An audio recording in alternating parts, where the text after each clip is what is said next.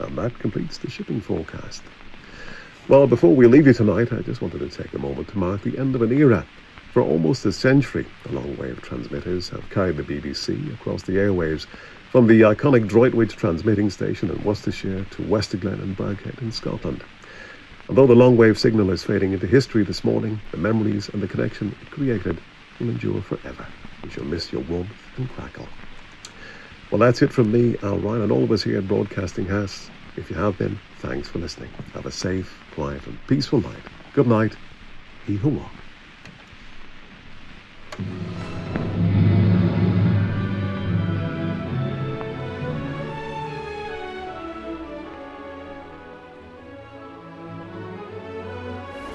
Daventry was the pioneer in long-wave broadcasting.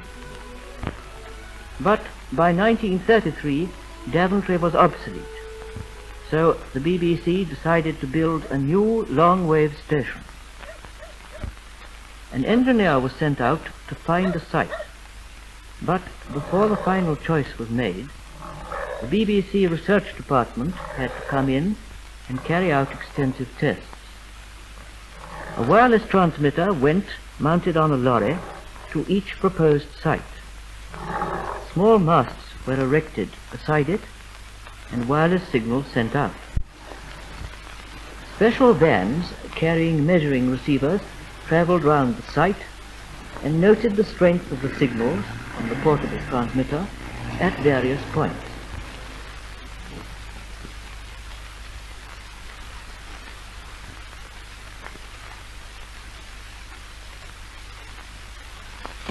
The Birmingham area was chosen because it would meet the claims of the South Coast and also provide a service for the north of England and Scotland.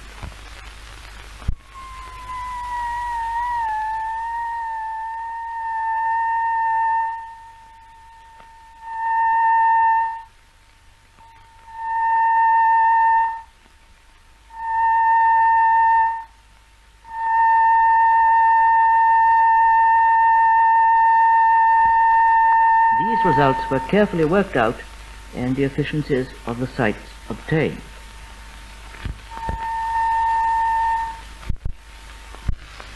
This shows the strength contours of the Droitwich site, that is, the areas to which it will give service.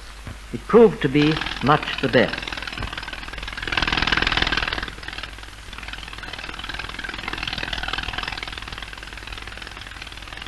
In the choosing of a site for a modern broadcasting station, the BBC must make sure that there is a good supply of water. This must be abundant to fill the 300,000-gallon reservoir used for cooling the valve and as water storage for the station. The 6 transmitting valves used at Droitwich in the final stage of amplification each require an input of 175 horsepower. Owing to the large amount of power handled by these valves, it is necessary to cool them with water. To do this, a continuous stream of water must circulate round, not only their anodes, but their filament supports.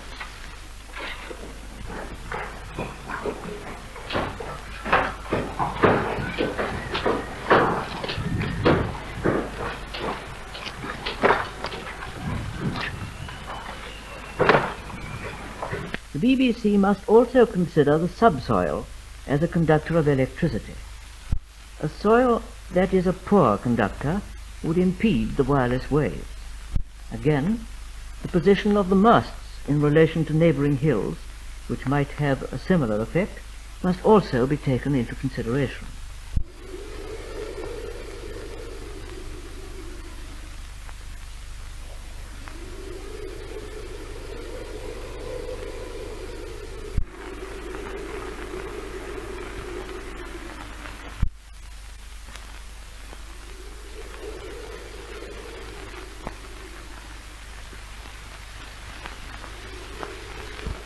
To carry the aerials, 2 700-feet masts were built up, girder upon girder, 200 feet higher than any other mast previously built by the BBC.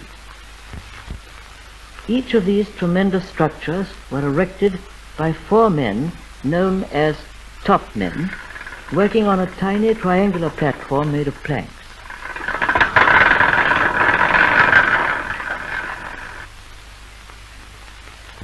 As the girders are hoisted to them, they bolt them into place, and then move their little platform 1 story higher. All right, all right, all right. Come on, come on.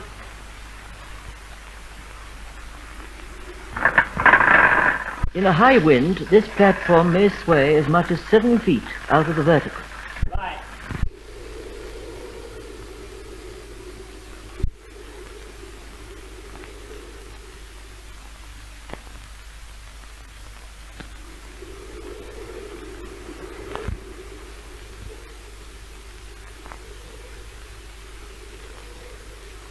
When the masts were nearly finished, it was half an hour's climb for the men coming and going to and from their work each day.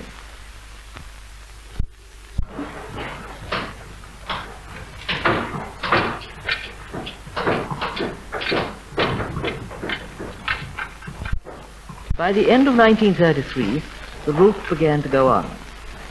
The joists and the beams went into place, and the building took definite shape. As soon as the roof was finished, it was asphalted as a protection against damp.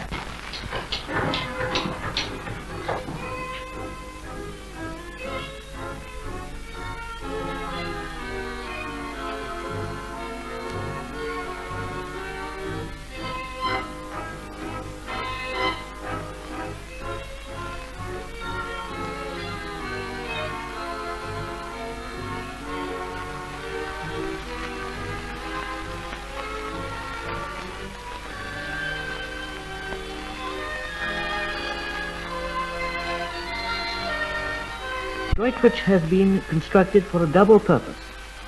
It will house the Midland Regional as well as the long-wave national transmitter.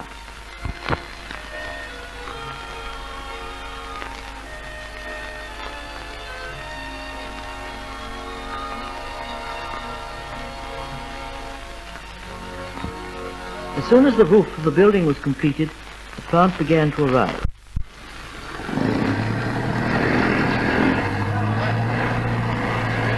The diesel engines came first.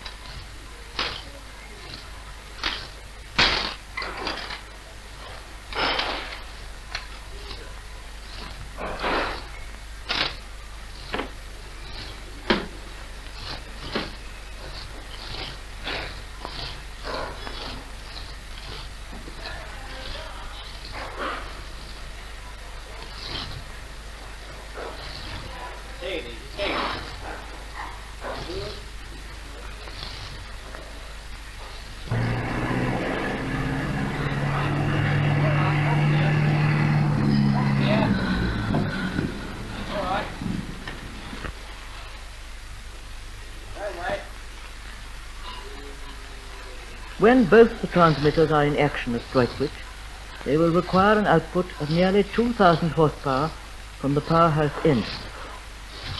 Each of the 4 diesels develops 750 horsepower, and there's always one in reserve.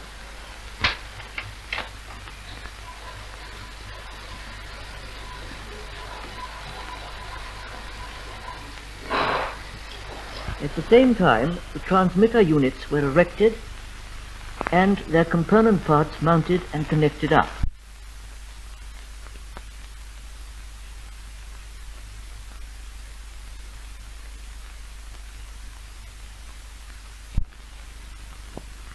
Transformers, motor generators, mercury arc rectifiers and switchgear, all of the most modern and up-to-date designs, many of them unique, were the outcome of years of research, both by the BBC engineers and by great British engineering firms.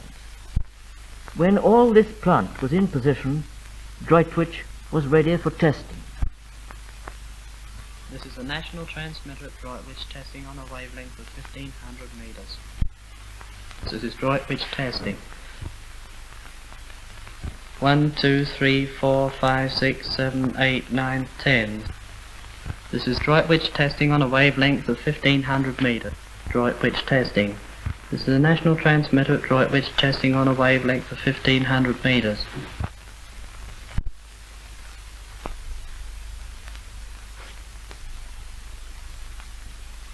McClarty here. Skinner, tell whoever's down at the pond to open the water sprays on the valve cooling radiators, will you?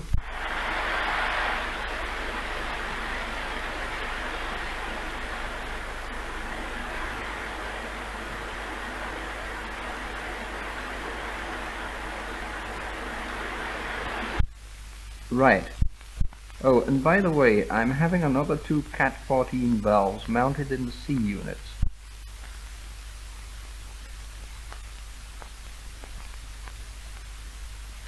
I want to test the standby gear tonight.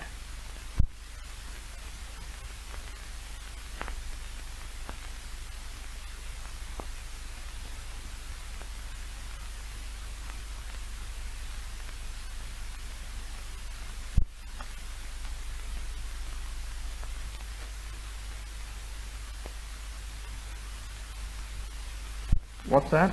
Yes. Curd and Drew are below, having a look at the filament motor generators now. Oh, and Skinner, who's in the powerhouse? All right, put Bullock on the switchboard. He can get going when he likes, as I'll want power in about 10 minutes. Ready for number 3? All ready. Right, let her go.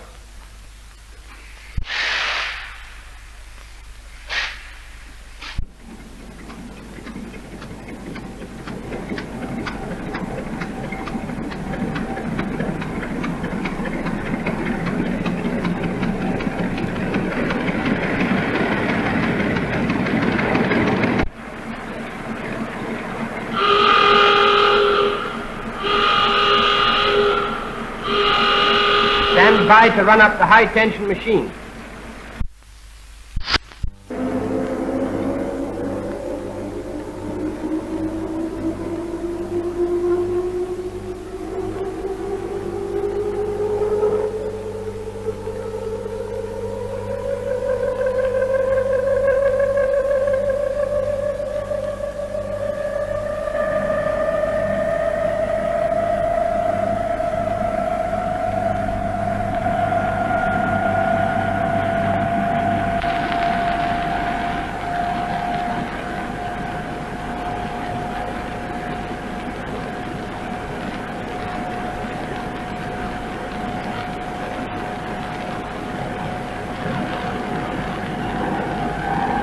This is the national program from London, radiated by the new long-wave transmitter at Droitwich, working on a wavelength of 1500 meters.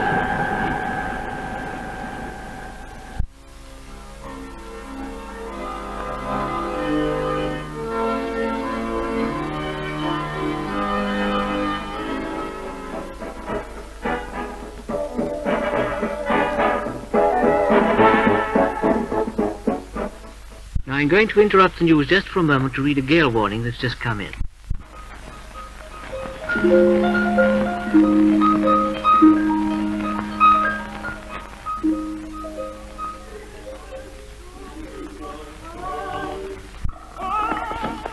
That is the end of the program from the studio tonight, except for dance music.